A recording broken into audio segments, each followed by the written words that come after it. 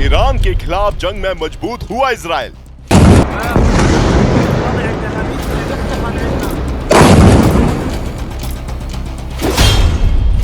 Israel के आसमान में पहरेदारी हुई प्रचंड।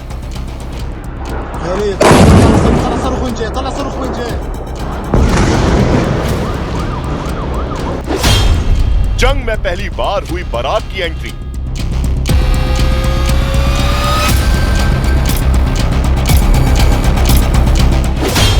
ऑपरेशन सिंदूर में डेब्यू, ईरान इजराइल जंग में एंट्री।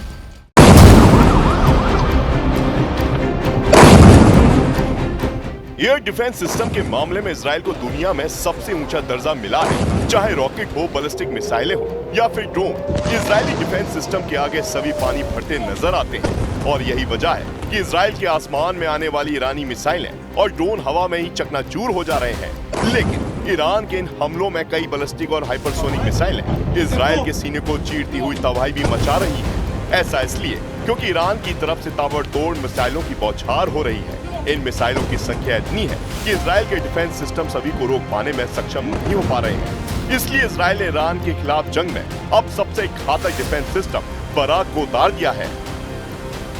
हालांकि बराक एयर डिफेंस सिस्टम का ग्रैंड डेब्यू ऑपरेशन सिंदूर के वक्त हो चुका है। इसे इजराइल और भारत की डीआरडीओ ने मिलकर तैयार किया है और इजराइल की तरफ से जारी आधिकारिक बयान में यह कहा गया कि शुक्रवार को ईरान के खिलाफ इजराइल ने इसका इस्तेमाल किया और ईरानी ड्रोन को निशाना बनाया। यानी बराक की एंट्री से इजराइल मजबूत हुआ है, क्योंकि ईरान के एयरक्राफ्ट हो या मिसाइल या फिर ड्रोन, बराक के पास सभी को रोकने और नष्ट करने की क्षमता है। ये एक ऐसा एयर डिफेंस सिस्टम है जो पलक झपकते ही दुश्मन के ड्रोन को पकड़ लेता है और उसे तबाह कर देता है। बराक सिस्टम ने अपनी पहली तैनाती में ही 8 ईरानी ड्रोन को सफलतापूर्वक नेस्तनाबूद कर दिया। बराक की ताकत से खुद आईडीएफ भी गदगद है।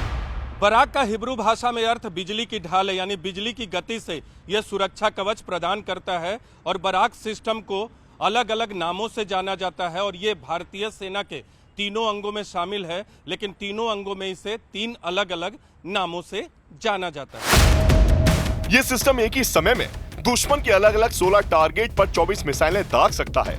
ये सुपरसोनिक मिसाइल है और इसमें एक ऐसा सीकर लगा है जो दुश्मन के हवाई खतरे को ढूंढकर नष्ट कर देता है। इसकी रेंज 70 किलोमीटर है, लेकिन ये दुश्मन के एयरक्राफ्ट को 110 किलोमीटर तक भी निशाना बना सकता है। मोबाइल वर्टिकल लॉन्चर MRSAM को कम समय में किसी भी जगह पर तैनात किया जा सकता है। MRSAM एक बैटरी में 3 लॉन्चर हैं और हर लॉन्चर में 8 ट्यूब हैं और एक बार सभी मिसाइल लॉन्च होने के बाद महज कुछ समय में ही इसे फिर से रिलोड भी किया जा सकता है। बराक एयर डिफेंस सिस्टम की तैनाती से इजराइल मजबूत हुआ है और भारत और पाकिस्तान संघर्ष के दौरान भी इस सिस्टम की मजबूती दिखी थी। तब पाकिस्तान से आने वाली मिसाइलों और ड्रोन को गिराने में बराक एयर डिफेंस सिस्टम ने महत्वपूर्ण भूमिका निभाई थी।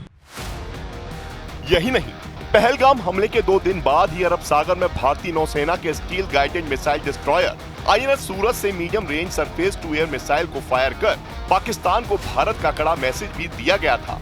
भारतीय वायुसेना में MRSAM की सबसे पहली यूनिट सितंबर 2021 में स्थापित की गई थी। इस बैटरी को पाकिस्तान सीमा के करीब जैसलमेर में तैनात किया गया है।